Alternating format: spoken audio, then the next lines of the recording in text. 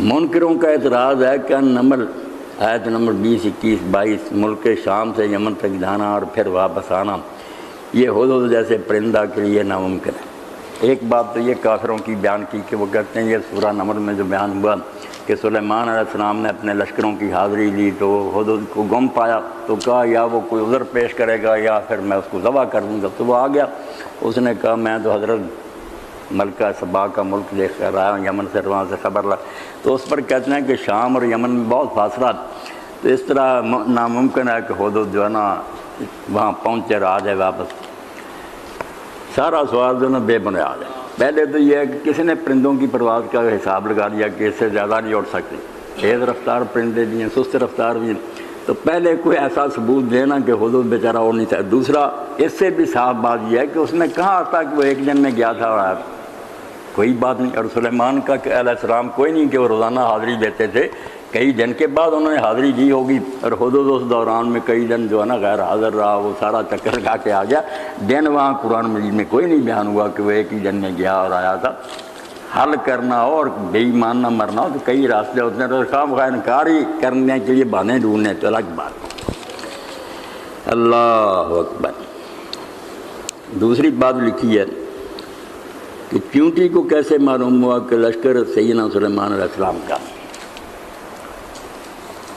اب ہم انسانوں نے اپنی طرف سے فرض کر لیا، مولانا شبیر احمد عثمانی رحمۃ اللہ علیہ نے اپنے حواشی میں بہت حوالے دیے انسائکلوپیڈیا وغیرہ کہ ان جانوروں کا ہم سمجھتے ہیں ان میں سمجھ عقل کوئی نہیں، یہ آپ ہی ہم بڑے بنے پھرتے ہیں، حالانکہ ان میں سے کئی ایسے ہیں جن کو اللہ نے ایسی عقل دی ہے کہ انسان اس کے مقابلے میں بالکل حقیر ہے۔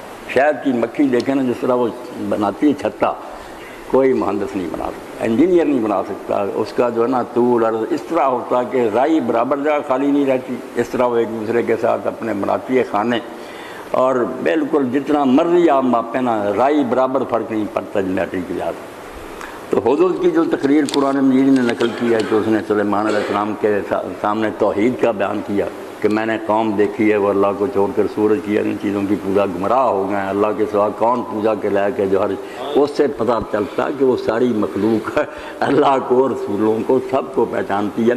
با منو تو مردہ با حق اللہ، رومی کہتے ہیں یہ آگ مٹی پانی جو ہے نا ہوا ہمارے لیے مرے ہوئے ہیں، حق کے لیے زندہ ہے، وہ ان سے باتیں بھی کرتا ہے، یہ اس سے بھی باتیں کرتے ہیں، ان کی اپنی اپنی زبان، اللہ تعالیٰ ان سے سب گفتگو کرتا، اس لیے یہ کوئی بات نہیں۔ رسول کریم علیہ السلام تھے نا، ایک انصاری نے آ کر عرض کیا کہ میرا اونٹ وحشی ہو گیا، وہ نکیل نہیں ڈالنے دیتا، باغ میں ہم داخل نہیں ہو سکتے، پھاٹک بند کے کاٹنے کے لیے دوڑتا، تو نبی علیہ السلام غیر آپ نے فرمایا دروازہ کھول دو، اس نے کہا یا رسول اللہ وہ وحشی ہو چکا، آپ کو نقصان پہنچائے گا، آپ نے فرمایا نہیں کھول۔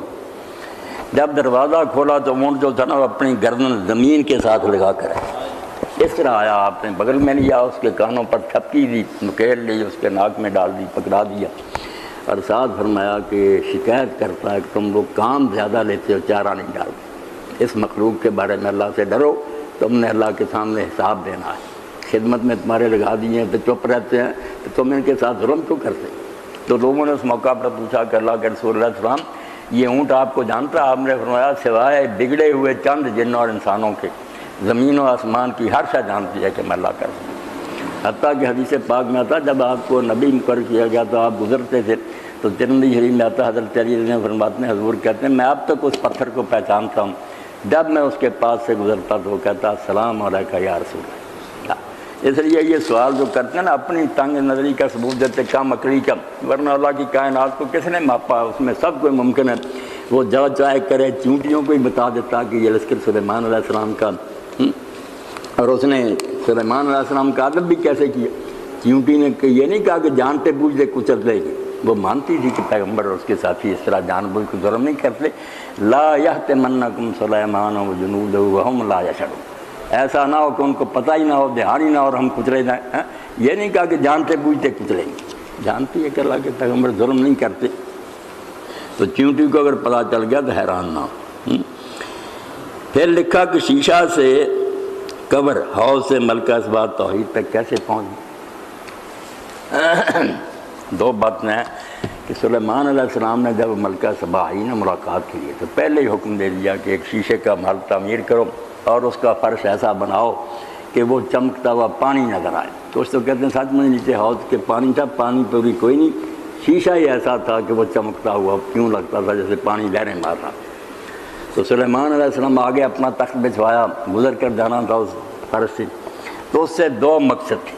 ایک مقصد تو یہ تھا کہ اس نے جو تحفے تحائف بھیجے اور اپنے ساتھیوں سے کہا تھا کہ میں امتحان کر لوں گی کہ وہ دنیا کا کوئی حکمران ہے جو علاقے چھیننا چاہتا ہے اور حکومت کا بھوکا ہے, پھر تو یہ نہ چیزیں لے گا کہ آ گئے ہیں میرے پاس تحفے بغیر لاٹھ جنگ کے. مگر جب سلیمان علیہ السلام کے پاس وہ لے کر آئے تو آپ نے فرمایا تم ان تحفوں سے مجھے بہلانا چاہتے ہو, جو اللہ نے مجھے دے رکھا وہ اس سے بہت زیادہ ہے, مجھے ان تحفوں کی ضرورت نہیں. جب یہ واپس گیا تو ماں سمجھ گئی کہ یہ دنیا کا کوئی لالچی نہیں. اور آپ نے خط بھی لکھا کہ اسلام لے آ تو اور تیری قوم جو ہے نا وہ محفوظ رہو. تو ایک تو آپ نے جو اتنا محل بنایا نا دکھانے کے لیے کہ دنیاوی شان و شوکت کے لیے مجھے علاقوں کی ضرورت نہیں, مجھے اللہ نے اتنا کچھ دے رکھا کہ میں نے خواب میں بھی دیکھا ہوگا. یہ بات بھی اس نے دیکھی کہ جن دولتوں پر اور چیزوں پر ہم فخر کرتے تھے سلیمان علیہ السلام کے پاس اس سے بدرجہ بہتر چیز. اور دوسری بات جیسے وہ شیشے کو چمکتے ہوئے دیکھ کر سمجھی نا پانی, اس سے بھی اسے جب آپ نے سمجھایا کہ نہیں یہ شیشہ ہی ہے, صرف مغالطہ لگا, تو مغالطے سے اس کو یہ بات سمجھ آ گئی کہ جس طرح چمکتے ہوئے شیشے کو میں نے پانی سمجھ لیا حالانکہ وہ پانی نہیں تھا. اسی طرح ہم نیک بندوں میں دیکھ کر نا کچھ باتیں کہ مردہ زندہ کر دیا, یہ کر دیا, معجزے نبیوں کی گمراہ ہو جاتی ہیں. وہ چمکتے ہوئے ہوتے ہیں, اصل میں سب کچھ اللہ ہوتا ہے, پردے میں اللہ تعالیٰ سے کر رہا ہوتا ہے. انہوں نے نبیوں رسولوں نے کیا کرنا, دوسرے وقتوں میں وہ قتل کر دیے جاتے ہیں, لوگوں کو دکھ دیتے ہیں, کچھ بھی نہیں وہ بگاڑ سکتے. ان کی بے بسی راضی سامنے آ جاتی ہے کہ ظاہر ہم لوگ اتنے ظلم کر اپنا بچاؤ نہیں کر سکتے.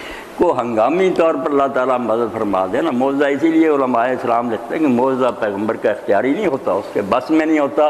ما کان لرسول نہیں آتے بیات الا بإذن, کوئی معجزہ نہیں وہ دکھا سکتا جب تک اللہ نہیں چاہتا. اور اسی لیے قرآن مجید میں آتا ہے کہ جب حضور سے لوگ زیادہ معجزے مانگتے ہیں تو آپ فرماتے ہیں انما الآیات عند اللہ, معجزے اللہ کے پاس ہیں, فانتظروا تم بھی انتظار کرو, انی معکم من المنتظرین, میں بھی انتظار کر رہا ہوں.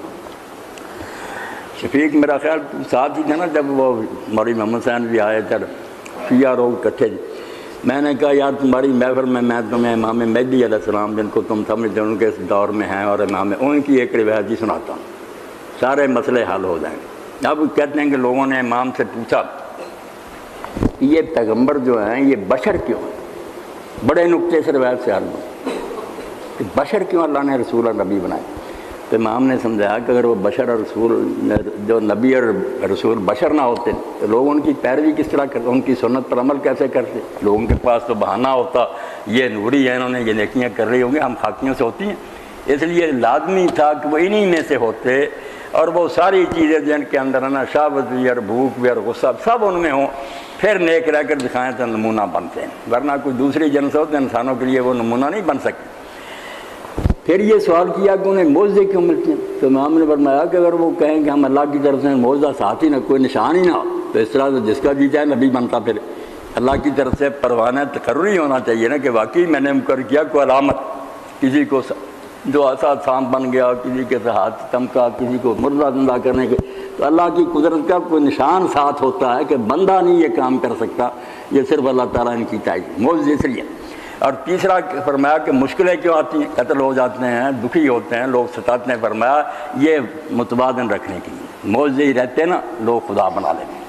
یہ پہلو بھی برابر کر دیا کہ معجزے میری طرف سے ہوتے ہیں, ورنہ دیکھ لو ساری مصیبتیں ان پر بھی آ رہی ہیں, بے بس مخلوق ہے, خدا نہیں. یہ تینوں سوال جو اس میں تھے کہ بشر کیوں ہیں, معجزے کیوں ملتے ہیں, مصیبتیں کیوں آتی ہیں, ان کا بیان تھا.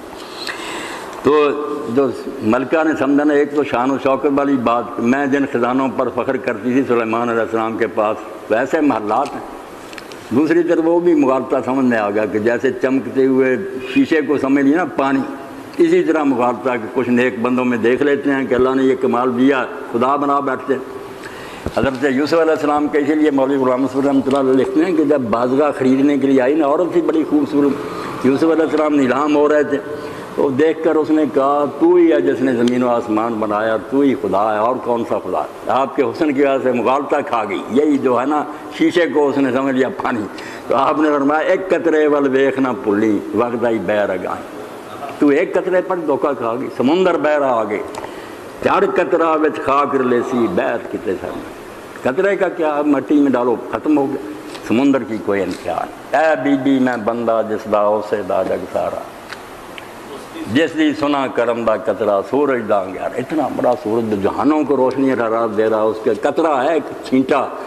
اس لیے اللہ تعالیٰ نے یہ جو واقعہ جو بیان کیا نا، دونوں باتیں کہ سلیمان علیہ السلام کی شان و شوکت بھی سمجھ میں آئی کہ یہ دنیا کا کوئی بھوکا نہیں، اس کے پاس سب کچھ، اور وہ بھی کہ مغالطہ کھا جانا چند کمالات سے اور سمجھ لینا کہ یہی خدا ہے، یہ بھی غلط بات ہے۔